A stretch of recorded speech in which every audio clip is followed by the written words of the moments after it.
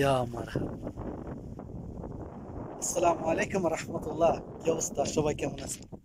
আশা করি সবাই ভালো আছেন। বরাবরের মতো আরও একটা ব্লগ নিয়ে আপনাদের সামনে হাজির হয়ে গেলাম। সংযুক্ত আরব আমিরাতের শেষ প্রান্ত প্রায়, ওদিকে আরেকটু গেলে ওদিকে আপনার ওমানের দ্বীপ, ওমানের দ্বীপ বা বা সংযুক্ত আরব আমিরাতের শেষ প্রান্ত দিব্বা আল হাসান। তো আমরা এখন আছি দিব্বা আল ফজিরাতে। তো এখানে একটা কাজে আসছি যদিও, তো ভাগ্যক্রমে চলে আসলাম এই সমুদ্রের মাঝখানে, এমন একটা জায়গা যেখানে একদিক সমুদ্র, আমার পিছনের দিক মনে করেন এখন সমুদ্র আছে, বাহ কি সুন্দর নীল পানি সব। আর এদিকে একটা ছোট্ট একটা রাস্তা করা, তারপরে এই পাশে কিছু ঘর আছে। এই ঘরের পিছন দিকে একটা সরকারি রাস্তা, তারপর পাহাড়, সুন্দর পরিবেশ, তারপর দেখতেই মন চায়।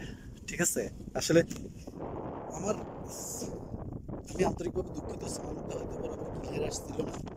তো এমন একটা পরিবেশ, এমন একটা দৃশ্য আমরা দেখতে পাবো। তো ভাবলাম যে একটা ভিডিও করাই যায়, আপনাদেরকে দেখানো যায়। যদি কখনো সুযোগ হয়, আসবেন খোরপক খান, দিব্বা আল হাসানে। মানে একদম মনটা ভরে যায় দেখে।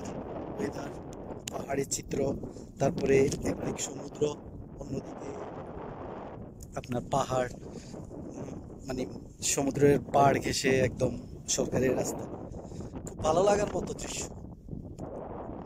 এই যে দেখছেন আপনারা, এদিকে সমুদ্র, মানে সমুদ্রের একদম ছোট করে এগুলা ওরা ব্যক্তিগতভাবে বিচ তৈরি করা, ওখানে নিজেরা এই বিচে নিজেরাই নামবে, এটা অ্যালাউ নাই কোথা থেকে। ওইদিকেও এরকম আছে। তারপর ওই পাশে আবার আরেকটা আছে, আবার এই দিকটা কিছুটা ফ্রি। আমার সামনের দিকটাতে, এই দিকটাতে কিছু ফ্রি আছে। তো সব মিলিয়ে একদম মনটা ফ্রেশ হয়ে যায়। আর সমুদ্রের যে হাওয়াটা এসে শরীরে লাগে, একদম মন শীতল হয়ে যায়।